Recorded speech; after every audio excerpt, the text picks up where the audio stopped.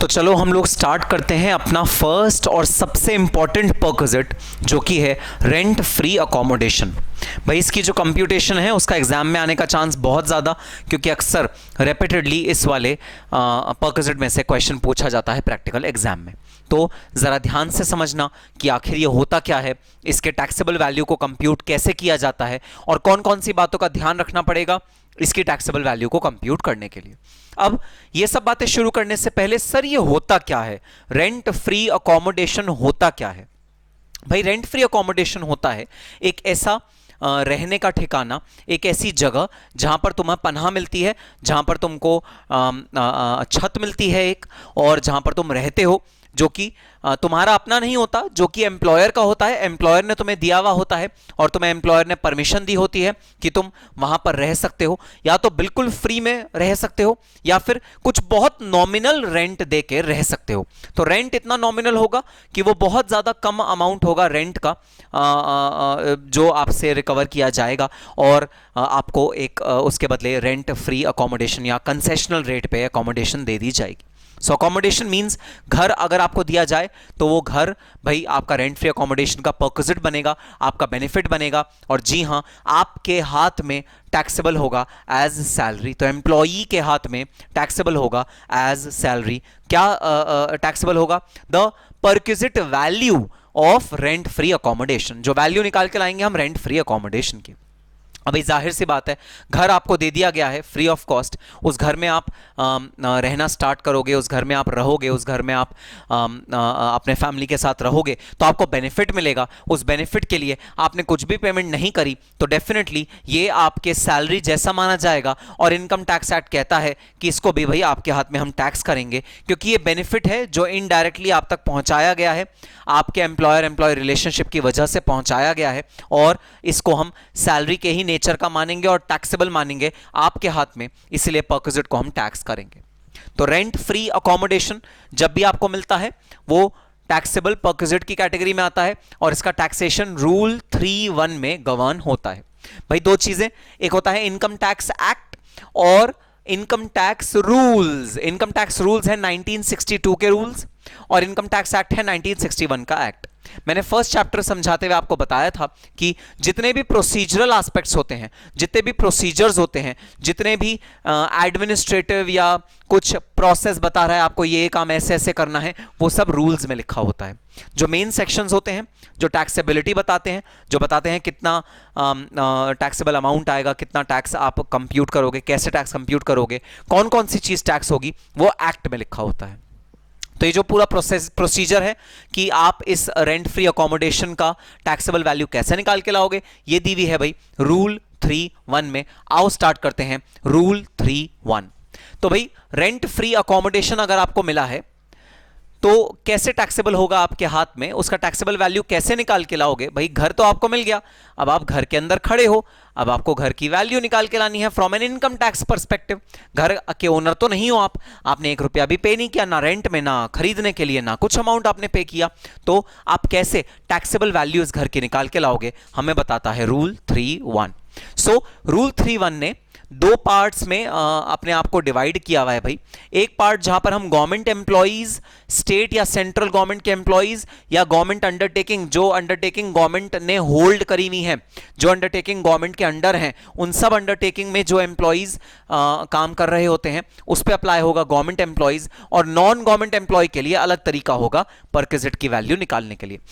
Taxable value of the perquisite, तो जो rent free accommodation perquisite है RFA जो है उसका टैक्सेबल वैल्यू कितना होता है भाई? The license fees. भाई ये ना गवर्नमेंट ऑफ इंडिया डिसाइड करती है कि कितना अमाउंट टैक्सेबल होगा। तो देखो आपने देखा होगा गवर्नमेंट के बहुत बड़े बड़े आलीशान बंगले होते हैं, कॉलोनीज होती हैं जहां गवर्नमेंट एम्प्लॉइज को एक एक फ्लैट दिया जाता है। बहुत बड़े बड़े फ्लैट्स होते हैं गवर्नमेंट एम्प्लॉइज को। अगर आपके कोई रिलेटिव्स गवर्नमेंट ऑफिशियल हैं या गवर्नमेंट में वर्क करते हैं, गवर्नमेंट हॉस्पिटल, गवर्नमेंट ऑर्गेनाइजेशन में वर्क करते हैं, तो आपने देखा होगा बड़े बड़े उनको वो दिए जाते हैं घर रहने के लिए। अब वो बड़े बड़े घर गवर्नमेंट ही ओन करती है, जिन्हें बोलते हैं ऑफिसर्स फ्लैट। Officers accommodation.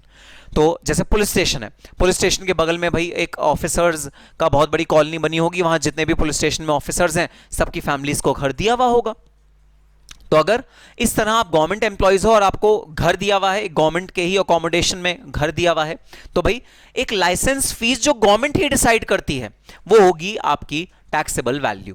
वो इनकम टैक्स एक्ट के प्रोविजंस नहीं डिसाइड करेंगे, वो तो गवर्नमेंट ने डिसाइड कर दी है आपकी टैक्सेबिलिटी के लिए। वो होगी लाइसेंस फीस जो गवर्नमेंट ऑफ इंडिया ने डिसाइड करी है, वो रिटर्न में भाई गिवन होती है, गवर्नमेंट हमें देती है, वही लाइसेंस फी आपकी टैक्सेबल वैल्यू ऑफ परक्विजिट मानी जाएगी। तो सपोज गवर्नमेंट ने कह दिया कि भाई जो चीफ कमिश्नर रैंक का बंदा है उसे हम 4 BHK में रहने के लिए देते हैं, गवर्नमेंट अकोमोडेशन रहने के लिए देते हैं, तो भाई वो अकोमोडेशन का जो लाइसेंस फीस है वो है सालाना 1 लाख रुपए। तो 1 लाख रुपए वैल्यू हो गई उस टैक्सेबल परक्विजिट की जो रेंट फ्री अकोमोडेशन मिला है उस गवर्नमेंट ऑफिसर को। और जो कमिश्नर रैंक का बंदा है उसको जो हम अकोमोडेशन दे रहे हैं उसकी जो सालाना टैक्सेबल वैल्यू है वो है 80,000 रुपीज। तो 80,000 रुपीज हो गई value of taxable perquisite of these government employees. तो अगर आप गवर्नमेंट एम्प्लॉय हो तो गवर्नमेंट एम्प्लॉय होने की वजह से आपका जो टैक्सेबल परक्विजिट है वो इनकम टैक्स एक्ट नहीं डिसाइड करेगा, वो गवर्नमेंट खुद डिसाइड करेगी। कैसे डिसाइड करेगी? लाइसेंस फी के रूप में। सर एग्जाम में अगर क्वेश्चन आएगा तो लाइसेंस फी गिवन होगी क्या? हाँ जी हाँ, एग्जाम में अगर क्वेश्चन आएगा लाइसेंस फी आपको गिवन होगी। कुछ कंप्यूट नहीं करना, कोई दिमाग नहीं लगाना, अगर गवर्नमेंट एम्प्लॉय है सारी की सारी लाइसेंस फीस टैक्सेबल हो जाएगी उस गवर्नमेंट एम्प्लॉय के हाथ में। सिंपल। ठीक है सर, बात समझ में आ गई। सिचुएशन नंबर 2, जहां पर एम्प्लॉय है तो गवर्नमेंट एम्प्लॉय ही भाई, लेकिन वो डेप्यूटेशन पे है किसी और अंडरटेकिंग में, किसी और कंपनी में, किसी और ऑर्गेनाइजेशन में जो डायरेक्ट गवर्नमेंट के अंडर नहीं आता, मतलब जो गवर्नमेंट के अंडरटेकिंग नहीं बोले जाती, लेकिन गवर्नमेंट का उस पर सब्सटैंशियल होल्ड होता है, सब्सटैंशियल राइट होता है गवर्नमेंट का उस अंडरटेकिंग पे।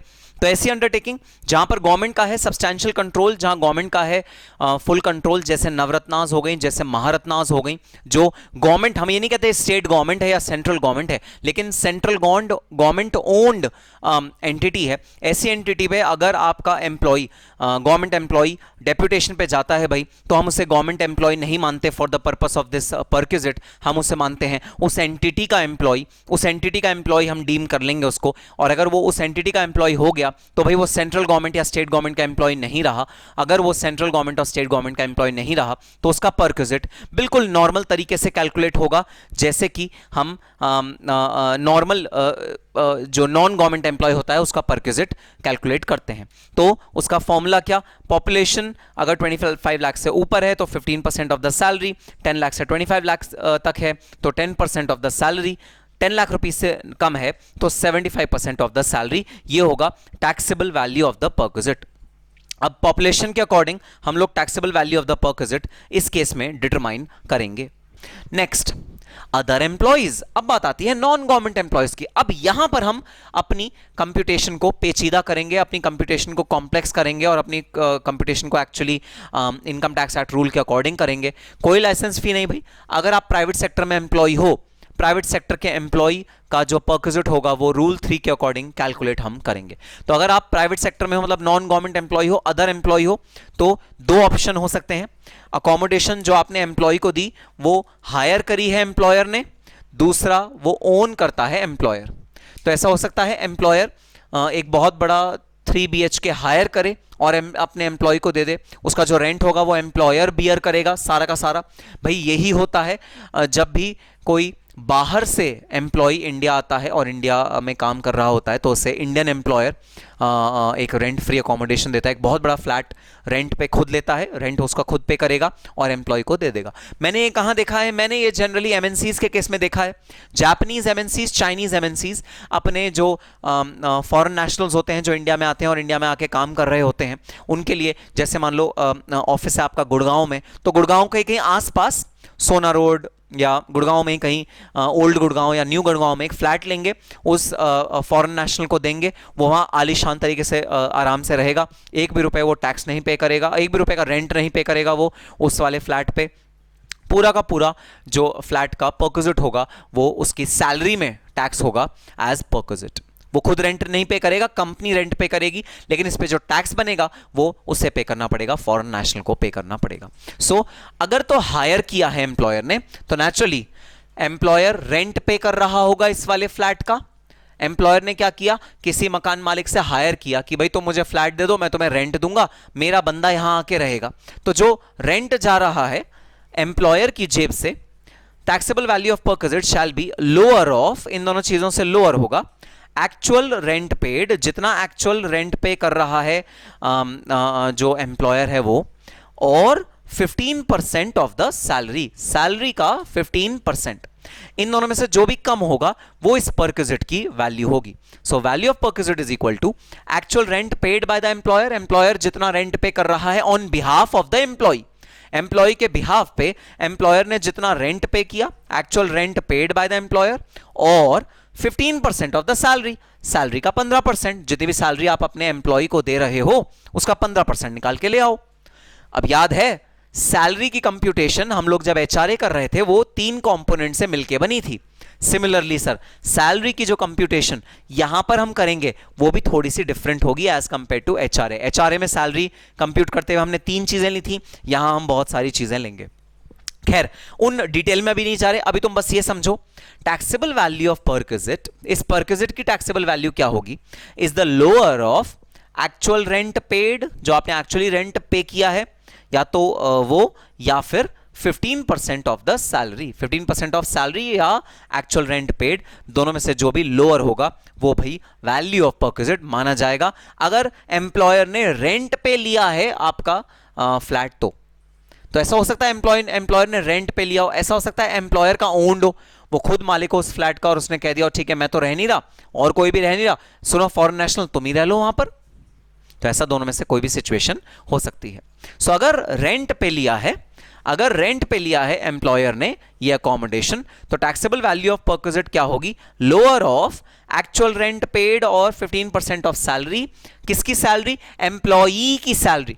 और ये टैक्सेबल परक्विजिट भी किसके हाथ में होगा, एम्प्लॉई के हाथ में होगा, एम्प्लॉयर के हाथ में नहीं, एम्प्लॉई के हाथ में ये टैक्सेबल होगा। और एम्प्लॉई के सैलरी में आप इस टैक्सेबल परक्विजिट को ऐड करके उसकी टैक्सेबल इनकम को इंक्रीज कर दोगे, एम्प्लॉई की टैक्सेबल इनकम को इंक्रीज कर दोगे। और अगर आपके एम्प्लॉयर ने ओन किया है अपना अकोमोडेशन और आपको प्रोवाइड कर रहा है, आप एक प्राइवेट कंपनी के एम्प्लॉई हो और जो गवर्नमेंट है, जो आपका एम्प्लॉयर है वो ओन करता है वो वाला प्रेमाइसिस, तो भाई उसका जो परक्विजिट है वो बिल्कुल उसी तरह से कैलकुलेट होगा जिस तरह से डेप्यूटेशन पे अगर कोई गवर्नमेंट एम्प्लॉय जाता है किसी अंडरटेकिंग में उसका कैलकुलेट होता है। भाई डेप्यूटेशन पे जब आप किसी अपने गवर्नमेंट एम्प्लॉय को भेज देते हो तो हम ये अज्यूम करते हैं कि जो एम्प्लॉयर है वो गवर्नमेंट ऑफ इंडिया नहीं रहा, वो वाली कंपनी हो गई जिस कंपनी पे वो डेप्यूटेशन पे एम्प्लॉय गया है। इस वजह से गवर्नमेंट एम्प्लॉयज़ को जो बेनिफिट मिलते हैं, स्टेट एम्प्लॉयज़ को जो बेनिफिट मिलते हैं, वो हम ऐसे एम्प्लॉयज़ को नहीं देते जो डेप्यूटेशन पे जाते हैं किसी और अंडरटेकिंग में। सिमिलरली प्राइवेट ऑर्गेनाइजेशंस में जो अपना प्राइवेट काम करते हैं, जो अपना प्राइवेट होल्डिंग होती है, जिनकी शेयर होल्डिंग प्राइवेट होती है, उस केस में भी डिपेंडिंग अपॉन पॉपुलेशन हम लोग टैक्सेबल वैल्यू ऑफ परक्विजिट निकाल के लाते हैं। वैल्यू ऑफ अनफर्निश्ड अकोमोडेशन अभी अभी हमने पढ़ा। अनफर्निश्ड का मतलब जो फर्नीचर जिसमें अभी इंक्लूडेड नहीं है, फर्नीचर नहीं लगा हुआ, मतलब खाली आपको 4 दीवारी मिल रही है, छत मिल रही है, सारी फिटिंग्स हुई हुई है, फर्नीचर उस पर नहीं लगा हुआ। बिना फर्नीचर के जो आप अकोमोडेशन लोगे उस अकोमोडेशन का जो वैल्यूएशन होगा वो होगा ऐसे। सबसे पहले तो डिवाइड करो गवर्नमेंट और नॉन गवर्नमेंट एम्प्लॉयज में। जो गवर्नमेंट एम्प्लॉय होगा उसका सोचो ही मत, उसका तो भाई license fee will be the taxable perquisite, वो आपका टैक्सेबल परक्विजिट होगा जो license fee government of India ने निर्धारित करी हुई है। जो नॉन गवर्नमेंट एम्प्लॉयज होंगे, जो गवर्नमेंट एम्प्लॉयज नहीं है, उनका जो अकोमोडेशन होगा वो अकोमोडेशन भाई 2 पार्ट्स में डिवाइड होगा। ऐसा अकोमोडेशन जो हायर किया हो एम्प्लॉयर ने वो अकोमोडेशन किराए पे लेके अपने एम्प्लॉयज को दिया हो। दूसरा ऐसा अकोमोडेशन जो एम्प्लॉयर ओन करता हो, जो एम्प्लॉयर जिसका एम्प्लॉयर मालिक हो, ऐसा अकोमोडेशन जिसका एम्प्लॉयर मालिक है, वो वाली अकोमोडेशन का जो परक्विजिट एम्प्लॉय के हाथ में टैक्स होगा वो अलग तरह से टैक्स होगा, और जो एम्प्लॉयर हायर करता हो उसका अलग हिसाब से टैक्स होगा। जो एम्प्लॉयर हायर करता हो वो होगा taxable value is the lower of, इन दोनों एलिमेंट में से लोअर वैल्यू टैक्सेबल परक्विजिट बनेगी। नंबर 1 एक्चुअल रेंट पेड, कितना एक्चुअल रेंट पे हुआ है, और 15% ऑफ द सैलरी।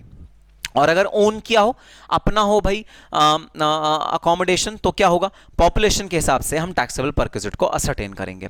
अगर कुछ भी पोर्शन रिकवर होता है एम्प्लॉय से, वो सबट्रैक्ट किया जाएगा टैक्सेबल परक्विजिट को निकालते हुए।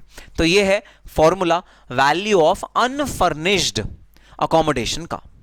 अब सवाल ये उठता है, सर अगर हमने अपने एम्प्लॉय को खाली चार दीवारी छत और फिटिंग्स के बजाय फर्नीचर भी दिया है, हमने उसे सोफा सेट दिया है, फ्रिज दिया है, टीवी दिया है, माइक्रोवेव दिया है, तरह तरह के जो एमेनिटीज होते हैं जो एक घर में रिक्वायर्ड होते हैं, हमने वो सारी की सारी एमेनिटीज अपने एम्प्लॉय को दी है, तब हम वैल्यू ऑफ परक्विजिट कैसे निकाल के लाएंगे? तो सुनना, तब वैल्यू ऑफ परक्विजिट कैसे निकल के आएगा। Value of furnished accommodation is equal to value of unfurnished accommodation plus value of furniture. Value of furnished accommodation is equal to value of unfurnished accommodation plus value of furniture. समझ में आई? तो भाई जब value of furnished accommodation भी निकालना है ना, तो अनफर्निश्ड तो निकालना ही निकालना पड़ेगा। पहले अनफर्निश्ड की वैल्यू निकालो और फिर फर्नीचर की वैल्यू को उसमें ऐड कर दो। तो फर्निश्ड और क्या है? फर्निश्ड है accommodation plus furniture is equal to furnished accommodation. वही तो हुई बात। तो आओ अब हम लोग निकालना सीखते हैं कि जो फर्नीचर लगा हुआ होगा घर के अंदर, उसकी वैल्यू कैसे कंप्यूट होगी, उसकी परक्विजिट वैल्यू को हम कंप्यूट कैसे करेंगे। सो वैल्यू ऑफ फर्नीचर अब हम निकालना सीखेंगे। हमने वैल्यू ऑफ अनफर्निश्ड अकोमोडेशन तो निकालना सीख लिया, ठीक है सर। अब भाई टैक्सेबल वैल्यू ऑफ फर्नीचर, जो परक्विजिट है फर्नीचर जो आपने अपने एम्प्लॉय को अवेलेबल कराया है, उसकी टैक्सेबल वैल्यू कैसे निकल के आएगी? दो हो सकते हैं ऑप्शंस वही, अगर फर्नीचर ओन करता है एम्प्लॉयर, दूसरा ऑप्शन अगर फर्नीचर हायर पे लिया हुआ है एम्प्लॉयर ने, हो सकता है एम्प्लॉयर मालिक हो इस फर्नीचर का, हो सकता है एम्प्लॉयर ने किराए पे लिया हुआ हो ये फर्नीचर, दोनों सिचुएशन हो सकती हैं। भाई अगर तो एम्प्लॉयर ओनर है इस फर्नीचर का, तो नेचुरली कोई रेंट नहीं जा रहा, तो आपको महीने का, क्योंकि ओनर है, एम्प्लॉयर ओनर है, तो डेप्रिसिएशन निकालना पड़ेगा। कितना डेप्रिसिएशन लग रहा है एम्प्लॉयर का हर महीने, आपको डेप्रिसिएशन निकालना पड़ेगा। वो जो डेप्रिसिएशन का खर्चा होगा वो एम्प्लॉई के बेनिफिट के लिए हो रहा है, तो वो डेप्रिसिएशन का खर्चा हम लोग एम्प्लॉय के परक्विजिट में ऐड कर देंगे। देखो जरा यहां डेप्रिसिएशन कैसे निकल के आता है, 10% of the original cost of the furniture. तो मोटा मोटा हम क्या कह रहे हैं? हम ये कह रहे हैं कि भाई जो फर्नीचर है ना, वो 10 साल चलता है। किसी भी घर में अगर खरीदा जाता है तो उसकी यूजफुल लाइफ 10 साल होती है, तो उसको 10% के हिसाब से टैक्सेबल कर दो परक्विजिट के अंदर। सो 10% of the original cost of furniture is the taxable value of furniture when the furniture is owned bye the employer. और जब फर्नीचर भाई हायर करा है एम्प्लॉयर ने, मतलब एम्प्लॉयर का खुद का भी नहीं है, उसने खुद किराए पे लिया है, तो बहुत ईजी, जितने भी हायर चार्जेस पे करे हैं एम्प्लॉयर ने, वो सारे के सारे हायर चार्जेस आप टैक्सेबल वैल्यू ऑफ फर्नीचर में यूज कर सकते हो। तो दो ऑप्शन हो सकते हैं, फर्नीचर या तो ओन करता है, मालिक है एम्प्लॉयर फर्नीचर का, या फर्नीचर वो हायर करता है, किसी से किराए पे लेता है। अगर तो वो ओनर है फर्नीचर का तो 10% of original cost of furniture.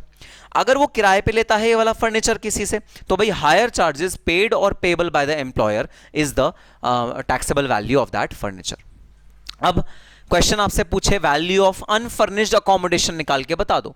भूल जाओ ये नीचे वाली चीज, भूल जाओ, सिर्फ ये ऊपर वाली चीज याद रखो। इसके अकॉर्डिंग अनफर्निश्ड अकोमोडेशन का वैल्यू निकाल के बता दो क्वेश्चन में।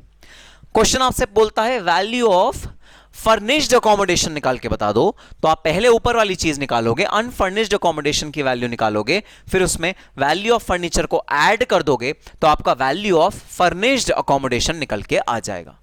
सर आपको पता है, ऑल्दो हमने ये पूरा का पूरा चार्ट रजिस्टर में लिख लिया है, हमने प्रॉपर नोटिंग कर ली है, लेकिन सर जब तक आप एक प्रैक्टिकल क्वेश्चन नहीं कराते ना, तब तक सर हमें समझ में नहीं आता क्वेश्चन।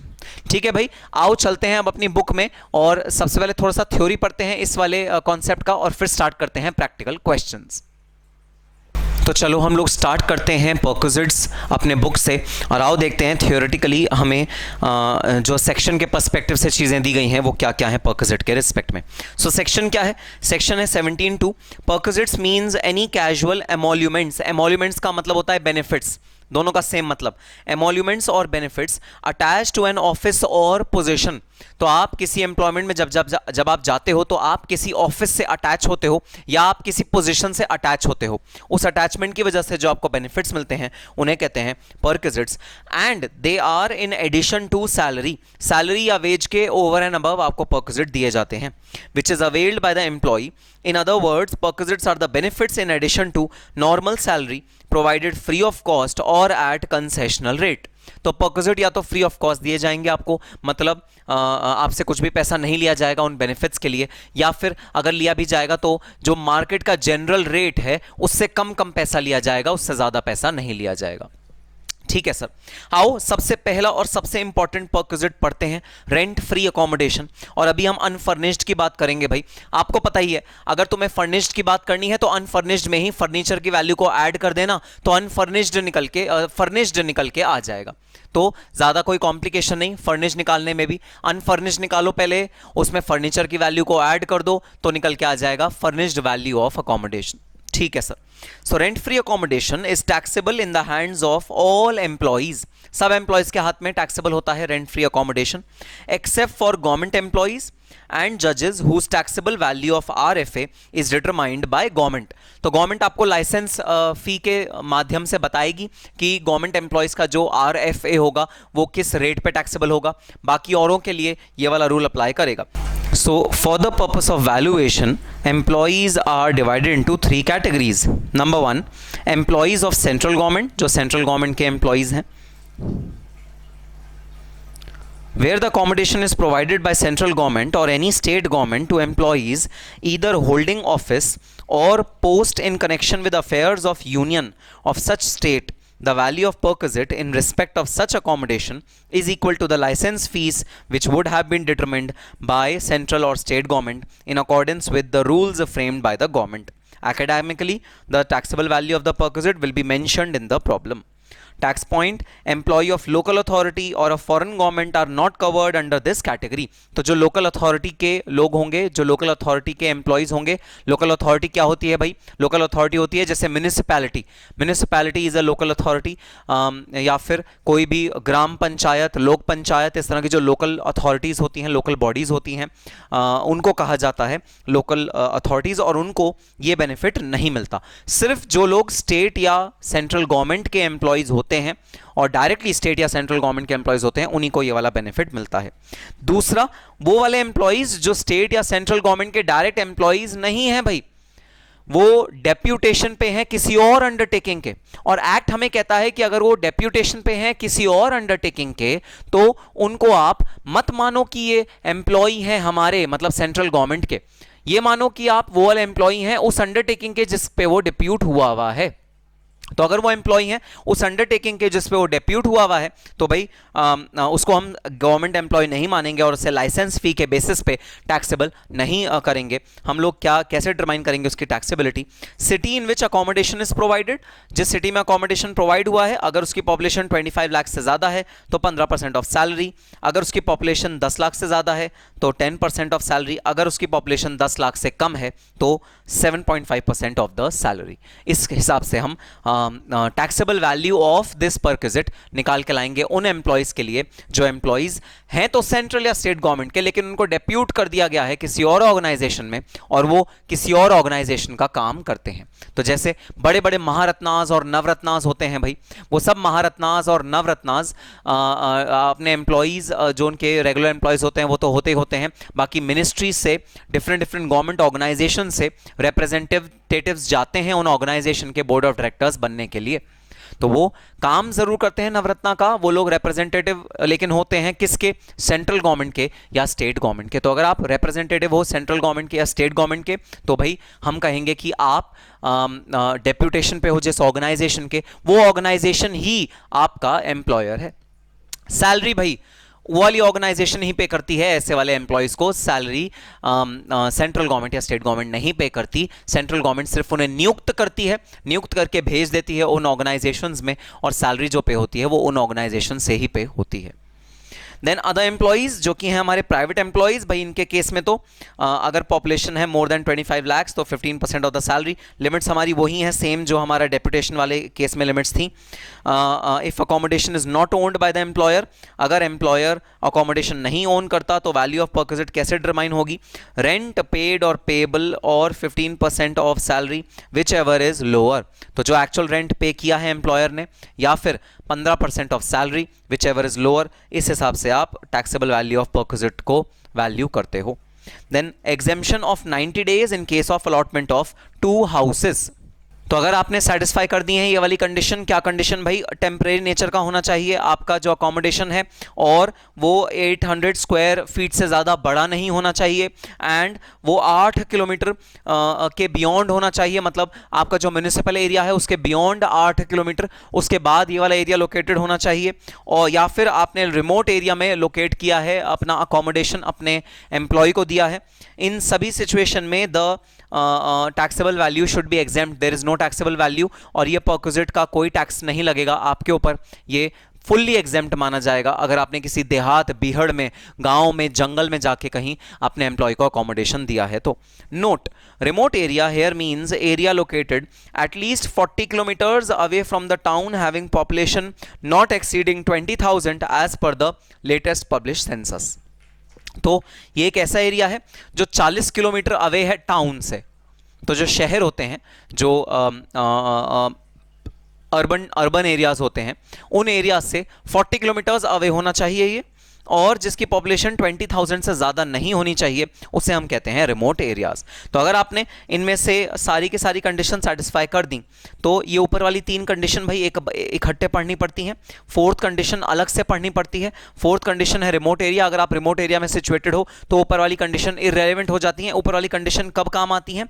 तब काम आती हैं जब आप रिमोट एरिया में नहीं रहते, तो या तो आप रिमोट एरिया में रहो या फिर आप ऊपर वाली 3 कंडीशन को फुलफिल कर दो, तो भाई मैं ये कहूँगा कि आप एक एग्जेम्पशन ले लो, आप रेंट फ्री अकोमोडेशन, आप बिल्कुल भी टैक्स मत कराओ इस रेंट फ्री अकोमोडेशन को। ये रेंट फ्री अकोमोडेशन आपके लिए टैक्स फ्री माना जाएगा, इस पर आपको कुछ भी टैक्स देने की ज़रूरत नहीं है। अब आगे एक बहुत इंपॉर्टेंट मुद्दा भाई, जो मुद्दा हम लोग डील करा था हमने HRA में, कि सर जब HRA निकाला था तो उसमें ना जो सैलरी का कंपोनेंट था वो कैसे निकालते थे, उसका अलग फॉर्मूला था। भाई यहाँ भी सैलरी कैसे निकालोगे, इसका एक अलग फॉर्मूला है, इसके अलग कॉन्स्टिट्यूएंट्स हैं सैलरी के। तो सर हम जितने भी अलाउंसेस या परक्विजिट्स पढ़ेंगे सब में सैलरी अलग अलग तरह से निकालते रहेंगे? अरे इतने ज़्यादा हैं ही नहीं। हाँ, ये दोनों में अलग अलग तरह से ज़रूर निकालने के लिए आया है, लेकिन इतने ज़्यादा है ही नहीं जहाँ सैलरी का बहुत ज़्यादा डिफरेंशिएटिंग रूल लग रहा हो। ये बस एक इक्का दुक्का ही है, तो तुम्हें ज़्यादा टेंशन नहीं होगी।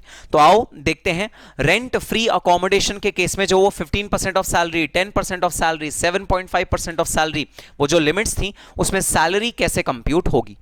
तो भाई इस केस में सैलरी कंप्यूट होगी बेसिक डियरनेस अलाउंस ओब्लिक पे, डियरनेस पे या dearness allowance, if it forms part of retirement benefit. Again वही बात जो हमने HRA में भी करी थी कि डियरनेस अलाउंस तभी टैक्सेबल होगा जब वो रिटायरमेंट बेनिफिट का पार्ट बनेगा।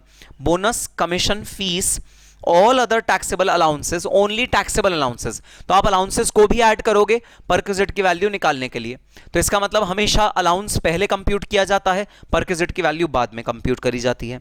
Any other monetary payment by whatever name called excluding perquisites and lump sum payments received at the time of termination of service और सुपरएनुएशन और voluntary retirement like gratuity, severance pay, leave encashment, voluntary retrenchment benefit, commutation of pension and similar payments. तो भाई retirement के वक्त जो जो चीजें मिलती हैं उन सबको हटा दो, उनके अलावा जितनी भी चीजें एक एम्प्लॉय को मिलती हैं जो उसके हाथ में टैक्सेबल होती हैं, वो सारी की सारी इस परक्विजिट को कैलकुलेट करते हुए सैलरी की तरह हम कैलकुलेट करेंगे। सर काफी कॉम्प्लेक्स लग रहा है। अरे बिल्कुल भी कॉम्प्लेक्स नहीं है, जब मैं क्वेश्चन कराऊंगा ना प्रैक्टिकल तब तुम देखना एकदम इजीली तुम समझ जाओगे कि रिटायरमेंट बेनिफिट्स के अलावा, रिटायरमेंट बेनिफिट जो होते हैं सुपरएनुएशन, ग्रेचुइटी, पेंशन, इन सबको छोड़ के जितने भी और कंपोनेंट्स होते हैं सैलरी के, भाई वो सारे के सारे कंपोनेंट्स आपको ऐड करने हैं सैलरी कंप्यूट करने के लिए for the purpose of this perquisite. ठीक है sir, tax point, salary shall be determined on due basis, salary जो डिटरमाइन होनी चाहिए वो ड्यू बेसिस पे होनी चाहिए, वो कैश बेसिस पे नहीं होनी चाहिए. Where an SSC is receiving salary from two employers, the aggregate salary for the period during which accommodation has been provided by any of the employer shall be taken into account.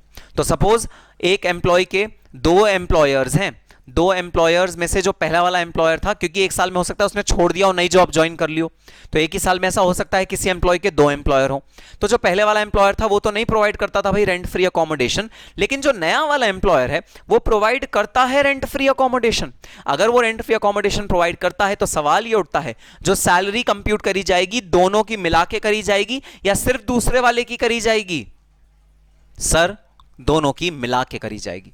So where an SSE is receiving salary from two or more persons, the aggregate salary for the period during which accommodation has been provided by any of the employer shall be taken into account. Then monetary payments which are not in the nature of perquisite shall be taken into account. For example, leave encashment received during continuation of service shall be included in salary for this purpose. However, if such pay of leave is received at the time of retirement, then such receipt is not considered. तो leave encashment जो आपको रोजमर्रा में मिल रहा है, मतलब हर साल के एंड में आपका एम्प्लॉयर कहता है कि सुनो एम्प्लॉय, जितनी लीव तुमने नहीं दी उसके बदले कैश ले लो, तो ये तो ऐड होगा while computing salary. लेकिन जो लीव एनकैशमेंट रिटायरमेंट के वक्त मिलता है या रिट्रेंचमेंट के वक्त मिलता है, जब एम्प्लॉय छोड़ के जा रहा है या एम्प्लॉय परमानेंटली रिटायर हो रहा है, उस समय जो भी आपको लीव एनकैशमेंट मिलेगा वो भाई इंक्लूड नहीं होगा, shall not be considered. Here salary does not include employer's contribution to provident fund of the employee. Provident fund क्योंकि अगेन एक रिटायरमेंट बेनिफिट होता है वो भी इंक्लूड नहीं करा जाता while calculating the rent free accommodation के लिए सैलरी. ठीक है सर. सर आपको पता ही है जब तक एक प्रैक्टिकल क्वेश्चन हम नहीं करेंगे ना सर, तब तक ना दिमाग में चीज़ फिट बैठेगी ही नहीं. मुझे पता है भाई तुम्हारी आदत का, मुझे पता है ना, अब तो काफ़ी टाइम हो गया हमें साथ में पढ़ाई करते हुए, तो मुझे पता है. आओ स्टार्ट करते हैं practical question. Illustration number 10. Mister Chauhan has the following salary structure. Basic salary 5000, entertainment allowance 1000, education allowance 500 per month, he has 3 children, dearness allowance 3000 per month, fees 5000 per month, bonus 10000 per month, professional tax of employee paid by the employer for rupees 2000 for the year. He has been provided a rent free accommodation in Mumbai. 60% of dearness allowance only forms part of retirement benefit. Compute the taxable value of accommodation in the hands of Mr. Chauhan in the following cases. Number 1, employer owns such accommodation. Number 2, employer hires such accommodation at the monthly rent of rupees 900. तो चलो आओ देखते हैं कि कैसे solve होगा ये question.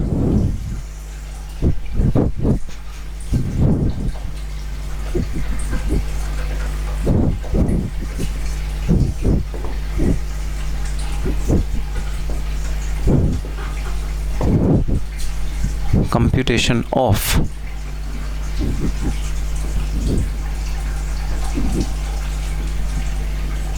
taxable perquisite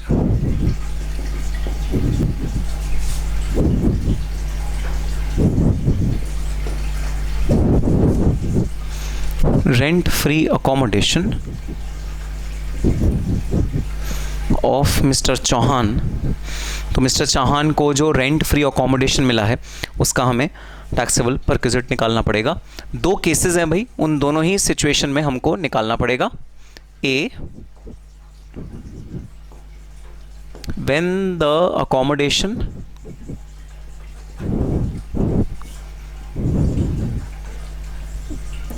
is owned by employer. अगर एम्प्लॉयर ओन करता है भाई अकोमोडेशन, अगर एम्प्लॉयर ओन करता है अकोमोडेशन तो जो value of rent free accommodation होगा वो पता है क्या होगा? 15% of salary, 10% of salary, 7.5% of salary in case population is more than 25 lakh, 10 lakh to 25 lakh and below 10 lakh respectively. ये तीन लिमिट्स हमको दी हुई हैं. अब देखो क्वेश्चन में ना साफ साफ गिवन है कि जो अकोमोडेशन है वो मुंबई में है, तो भाई ऐसा तो हो ही नहीं सकता कि मुंबई में 10 लाख या 25 लाख से कम सैलरी कम पॉपुलेशन हो, ऑब्वियस सी बात है। तो definitely value of taxable perquisite is equal to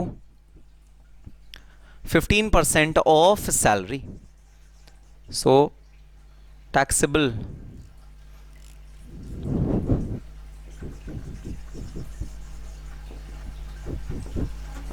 perquisite is equal to 15% of salary. Salary का 15% टैक्सेबल परक्विजिट आ जाएगा भाई। कौन सा टैक्सेबल परक्विजिट? RFA। आओ एक वर्किंग नोट बनाते हैं और उस वर्किंग नोट में ना सैलरी कंप्यूट करते हैं। Computation of salary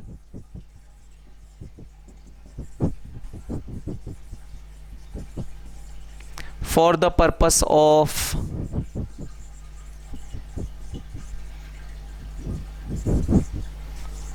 rent free accommodation. अब देखो, अब तुम्हें लॉजिक समझ में आएगा।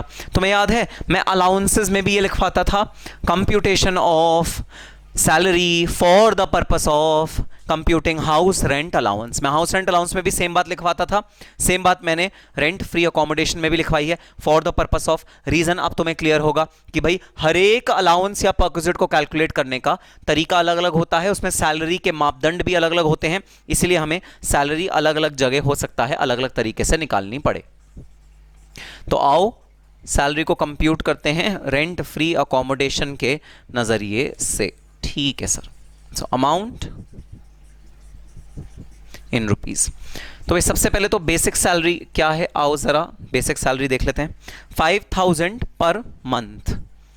ओके, 5000 पर मंथ अज्यूम कर रहा हूं कि ऑब्वियसली पूरे साल ये एम्प्लॉय रहे होंगे इस अकोमोडेशन में, तो 60,000 रुपीज़ का तो बेसिक सैलरी आ गई।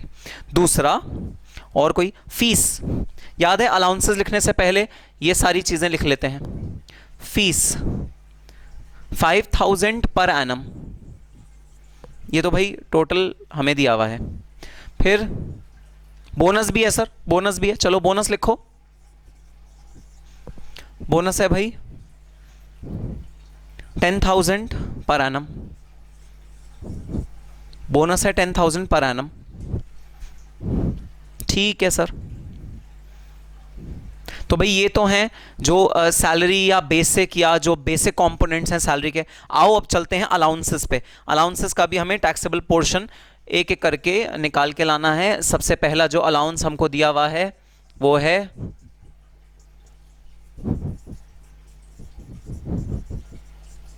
एंटरटेनमेंट अलाउंस, 12,000 रुपये। 12,000 रुपये का एंटरटेनमेंट अलाउंस है जो हमको दिया हुआ है क्वेश्चन में। 12,000 रुपये का एंटरटेनमेंट अलाउंस। आगे देखते हैं और कौन कौन से अलाउंस हमको दिए हुए हैं। भाई एक अलाउंस दिया हुआ है, ऑब्वियस सी बात, बड़ा ही कॉमन अलाउंस है, डियरनेस अलाउंस। लेकिन अब सोचने वाली बात यह है, अच्छा एजुकेशन अलाउंस भी है, उस पर भी आएंगे भाई। डियरनेस अलाउंस में सोचने वाली बात यह है कि डियरनेस अलाउंस पूरा का पूरा सैलरी के डेफिनेशन में नहीं आता जब हम रेंट फ्री अकोमोडेशन निकाल रहे होते हैं। तो इसका वो वाला पोर्शन जो कि रिटायरमेंट बेनिफिट्स का पार्ट बनेगा, सिर्फ वही वाला पोर्शन हमारी इस वाली कंप्यूटेशन में आएगा। तो भाई 3000 मल्टीप्लाई बाय 12 मल्टीप्लाइड बाय 60%, सिर्फ वो वाला पोर्शन जो रिटायरमेंट बेनिफिट्स का पार्ट बनेगा वो ही सैलरी की डेफिनेशन में आएगा। हाँ जी सर, बिल्कुल ऐसा हमारे रूल्स में लिखा है। तो 36,000 का मैं 60% कंप्यूट करूंगा, विच इज 21,600। 36,000 का 60%। ठीक है सर, बात समझ में आ गई। आओ एजुकेशन अलाउंस देख लेते हैं एक बार। एजुकेशन अलाउंस, अब भाई एजुकेशन अलाउंस में भी ना इसका जो टैक्सेबल पोर्शन होगा सिर्फ वही वाला पोर्शन हमारी सैलरी की कंप्यूटेशन में आएगा, सारा का सारा पोर्शन सैलरी की कंप्यूटेशन में नहीं आएगा। जी सर बिल्कुल।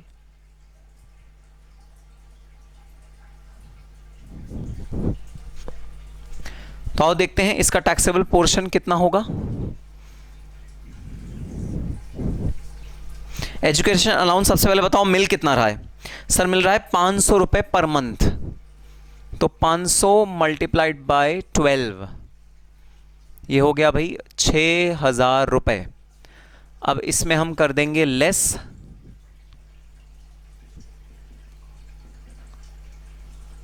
Exempt allowance. एग्जेम्प्ट कितना होता है भाई? 100 रुपये per month for a maximum of 2 children.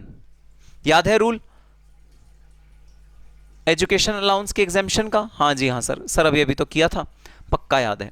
तो 2400 रुपये एग्जेम्प्ट हो जाएगा, तो टैक्सेबल कितना हो जाएगा? 3600 रुपये टैक्सेबल हो जाएगा एजुकेशन अलाउंस। क्योंकि स्पेसिफिकली रेंट फ्री अकोमोडेशन जब हम कर रहे थे तो वहां स्पेसिफिकली लिखा था कि सिर्फ वो वाले अलाउंस जो टैक्सेबल होंगे भाई वो ही सिर्फ यहां पर इंक्लूड करेंगे सैलरी के डेफिनेशन में फॉर रेंट फ्री अकोमोडेशन। जी सर याद है। नेक्स्ट एजुकेशन अलाउंस हो गया, डियरनेस अलाउंस हो गया, बोनस हो गया, फीस हो गया। अगला आता है professional tax of the employee paid by the employer ₹2000 for the year. तो भाई प्रोफेशनल टैक्स एम्प्लॉय का था, पे किसने कर दिया? एम्प्लॉयर ने पे कर दिया। तो सबसे पहले तो ये बताओ ये अलाउंस है या परक्विजिट है? ये अलाउंस है या परक्विजिट है? सर ये परक्विजिट है। अलाउंस तब होता जब ये 2000 रुपए एम्प्लॉयर एम्प्लॉय के हाथ में दे देता, तब हम डेफिनेटली इसको यहां पर इंक्लूड करते। लेकिन सर अब तो ये परक्विजिट है। भाई अगर ये परक्विजिट है तो परक्विजिट की वैल्यू को हम रेंट फ्री अकोमोडेशन कंप्यूट करते हुए ऐड नहीं करते किसी भी तरह की परक्विजिट की वैल्यू को। हां सारे टैक्सेबल अलाउंसेस ऐड होते हैं, परक्विजिट ऐड नहीं होता रेंट फ्री अकोमोडेशन को कंप्यूट करते हुए। तो भाई रूल में स्पेसिफिकली गिवन है कि परक्विजिट को आपको इंक्लूड नहीं करना सैलरी कंप्यूट करते हुए for the purpose of RFA.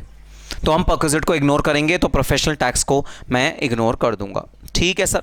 Next, he has been provided rent free accommodation Mumbai 60% is benefit of retire. बस सर और कोई भी नहीं है। तो बस जो सैलरी आएगी for the purpose of rent free accommodation, salary for the purpose of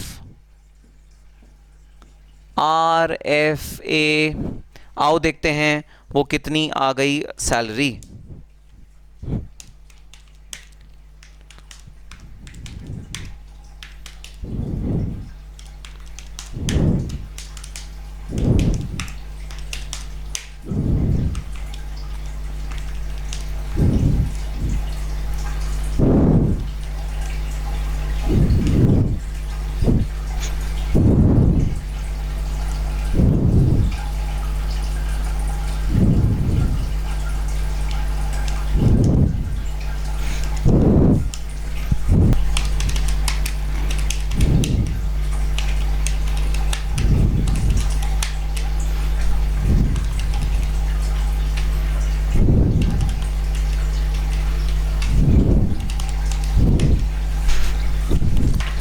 तो भाई टैक्सेबल आरएफए निकालने के लिए जो सैलरी की वैल्यू आई ना,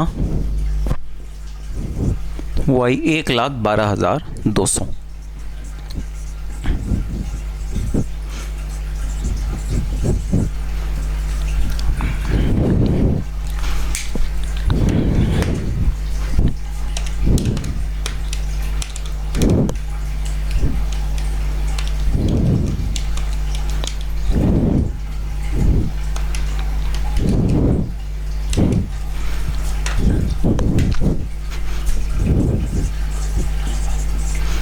तो जो टैक्सेबल वैल्यू आया ना परक्विजिट का रेंट फ्री अकोमोडेशन का, वो भाई कितना आया? 16,830। कंप्यूटेशन कंप्लीट करने के बाद ज़रा कंक्लूजन लिखना। Hence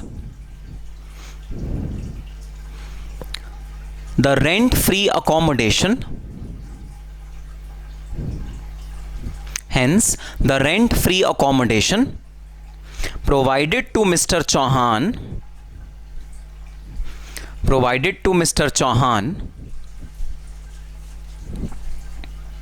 bracket open if owned by the employer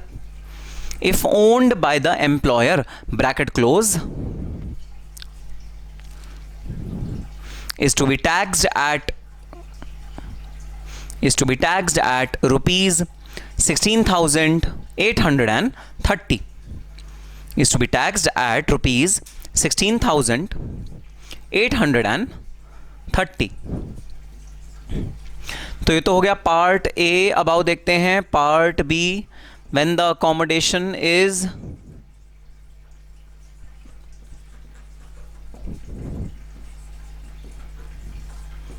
hired by the employer, अगर एम्प्लॉयर ने अकोमोडेशन को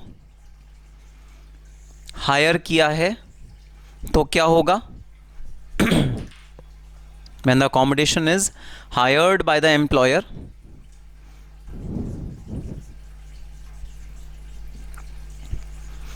in that case taxable perquisite is lower of number 1,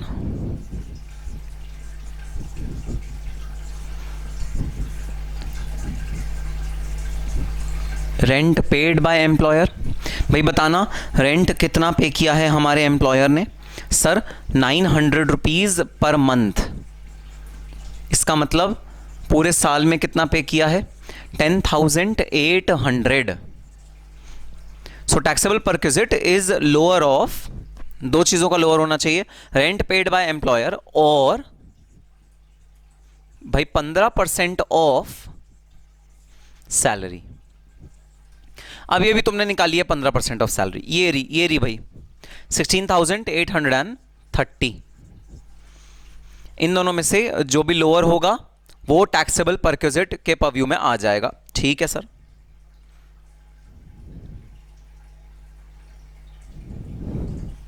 तो बता दो जरा दोनों में से कौन सा लोअर है? Lower is 10,800। तो अगर 10,800 लोअर है तो टैक्सेबल भी कौन सा होगा? 10,800 ही टैक्सेबल होगा। तो आओ जरा कंक्लूजन लिखते हैं। Hence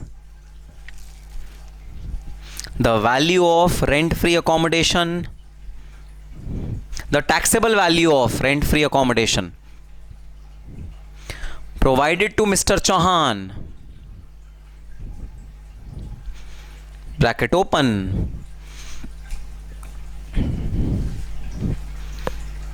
when the accommodation is hired by the employer,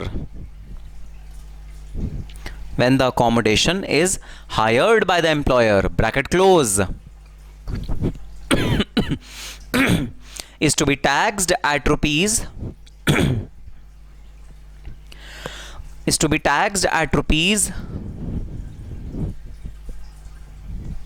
10,800,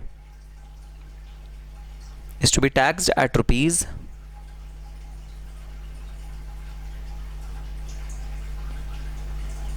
10,800।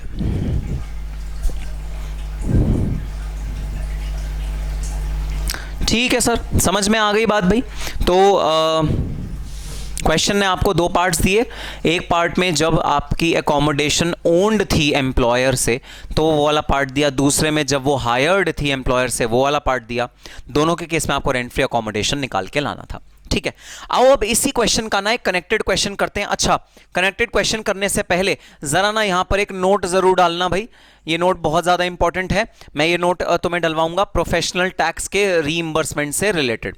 तो डालो जरा, professional tax paid on behalf of employee, professional tax paid on behalf of employee is a perquisite,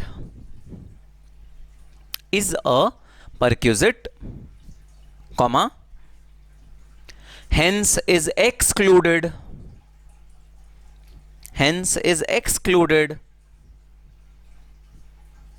while calculating salary for the purpose of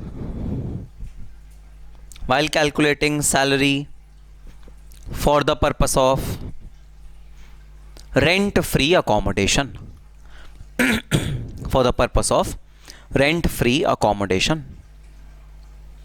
ठीक है sir, बात समझ में आ गई। तो भाई अब ना क्वेश्चन नंबर 10 हमने किया, अब इस क्वेश्चन नंबर 10 से ही रिलेटेड एक और क्वेश्चन आओ करते हैं, इलस्ट्रेशन नंबर 11। तो इलस्ट्रेशन नंबर 11 कहता है, इन द अबव इलस्ट्रेशन में how shall answer differ if the property is situated in a city where population is only 14,60,000। आपका आंसर कैसे डिफर करेगा ऊपर वाले पार्ट का, ऊपर वाले क्वेश्चन का, अगर जो आपने प्रॉपर्टी जिस पे आपने रेंट फ्री अकोमोडेशन निकाला है वो प्रॉपर्टी मुंबई में नहीं सिचुएटेड है बल्कि किसी ऐसी जगह सिचुएटेड है जहां की पॉपुलेशन 14,60,000 है। मतलब ये मिडिल वाले ब्रैकेट में आ गया, 10 लाख से 25 लाख वाले ब्रैकेट में आ गया। बताना याद करके जरा, 10 लाख से 25 लाख अगर पॉपुलेशन हो तो हम सैलरी का कितना परसेंटेज परक्विजिट मानते हैं सर? 10%। बिल्कुल भाई। तो पूरा का पूरा question as it is solve होगा, बस आपको 15% जहां पर आपने लिखा है उसकी जगह 10% सब्स्टिट्यूट करना है। तो भाई अब सिंसियर रिक्वेस्ट, सिंसियरली बोल रहा हूं, बिल्कुल एकदम ईमानदारी से, जेंटलमैन्स प्रॉमिस तुम लोग मुझे दोगे, बिल्कुल एकदम बेईमानी नहीं करनी। यहां पर वीडियो को पॉज कर दो या फिर बंद कर दो वीडियो को, यहां पर 5 मिनट खुद को दो और पूरा का पूरा क्वेश्चन इस तरह सॉल्व करो जैसे जो पॉपुलेशन है वो 14,60,000 है, मतलब 10 लाख से 25 लाख के बीच में है। पूरा क्वेश्चन इस तरह से सॉल्व करो और फिर दोबारा वीडियो खोलना और फिर अपना आंसर चेक करना बोर्ड के आंसर से। ठीक है सर, हम ऐसा ही करेंगे। तो कर दो भाई वीडियो बंद, तब तक मैं भी अपना आंसर दोबारा कर लेता हूं। जी सर। तो भाई मेरे पास ना है एक सुविधा ये है, मैं अपने इलस्ट्रेशन नंबर 10 को ही इलस्ट्रेशन नंबर 11 में कन्वर्ट कर लेता हूं। लेकिन सुनना, ये सुविधा तुम्हारे पास नहीं है। तुम ऐसा मत करना कि 10 को ही काटा पीटी करके 11 बना दो, तुम्हें 11 फुल फ्लेजेड दोबारा करना है। हाँ, मैं तो 10 को ही 11 बना दूंगा। कैसे? मैं बस क्या करूंगा, मैं बस इसको कर दूंगा 10%, यहां पर ब्रैकेट में लिख दूंगा accommodation situated at a place where population is less than 25 lakh, more than 10 lakhs। तो एक ये ज़रूर मैं कमेंट लिख दूंगा ताकि मुझे याद रहे कि मैंने 15% का 10% क्यों किया था भाई, ये और ये। ठीक है, तो accommodation situated at a place where population is less than 25 lakh but more than 10 lakh. ये हो गया भाई 10% ऑफ। तो ये कितना आ गया? 11,220, 11,220। ठीक है, तो यहां पर ये डिफरेंस होगा कि जो रेंट फ्री अकोमोडेशन है वो 11,220 आ जाएगा। ठीक है सर, तो यहां पर चेंज ये बिल्कुल सेम रहेगा, इसमें कोई भी चेंज नहीं, क्योंकि यहां पर तो भाई 15% का 15% ही रहता है। ध्यान रहे यहां पर कहीं 10 मत कर देना, क्योंकि जब हायरिंग होती है ना अकोमोडेशन की, उसमें ये 10, 15, 7.5 के लिमिट्स नहीं है, उसमें सिर्फ 15% है। तो यहां आंसर चेंज नहीं होगा, यहां आंसर बिल्कुल सेम रहेगा। आंसर सिर्फ यहां चेंज होगा, 11,220 रुपीज़ का टैक्सेबल वैल्यू ऑफ परक्विजिट आ जाएगा। वाह सर वाह, कमाल है सर, आप तो सस्ते में छूट गए। आपने तो सर कुछ भी नहीं करा और आपका आंसर नया आंसर बन गया, हमें पूरा का पूरा लिखना पड़ेगा। अरे तुम्हें पूरा का पूरा ऑलरेडी लिख लेना चाहिए था, अभी नहीं कॉपी पेस्ट करना चाहिए था तुम्हें। तो मैंने जब तुम्हें टाइम दिया था तभी तुमको पूरा का पूरा आंसर लिख लेना चाहिए था अपने रजिस्टर में। पता नहीं तुम क्या करते हो, कॉपी पेस्ट करने की तुमको इतनी आदत है कि तुम अपने आप करते ही नहीं हो क्वेश्चंस। ये गलत आदत है। अगर तुम खुद प्रैक्टिस नहीं करोगे तब तक कैसे तुमको पता लगेगा कि तुम्हें कंसेप्ट समझ में आया है नहीं आया। फिर जब एडवांस क्वेश्चन आ जाएंगे तो तुम कहोगे अरे सर मैं तो कंफ्यूज हूँ, मुझे समझ नहीं आ रहा, मुझे बेसिक नहीं समझ में आया। फिर तुम प्रॉब्लम में आ जाओगे अगर एडवांस क्वेश्चन पे हम आ गए तो भाई 11th क्वेश्चन तुम्हें खुद करना चाहिए पूरा का पूरा, एज इफ तुम्हारा आंसर मैंने बोर्ड पे लिखा ही नहीं है। फिर चेक करो। ठीक है सर, हम आगे से करेंगे। चलो एक कंक्लूजन लिख लेना जरा, वही कंक्लूजन जो तुमने 10th में लिखा था वही यहां लिख लेना। Hence the taxable value of perquisite rent free accommodation provided to Mr. Chauhan is computed as rupees 11,220। Part B में भी कंक्लूजन लिखना सेम, पार्ट बी में तो खैर कुछ चेंज ही नहीं होगा, पार्ट बी में तो सेम कंक्लूजन रह जाएगा। Hence the taxable value of rent free accommodation provided to mister Chauhan is computed as rupees 16,830। ठीक है sir, is computed as rupees 10,800, sorry 6,830 नहीं 10,800, माई मिस्टेक। ठीक है सर, बात समझ में आ गई। तो ये था इलस्ट्रेशन नंबर 10 और 11। आओ अब चलते हैं इलस्ट्रेशन नंबर 12 की तरफ।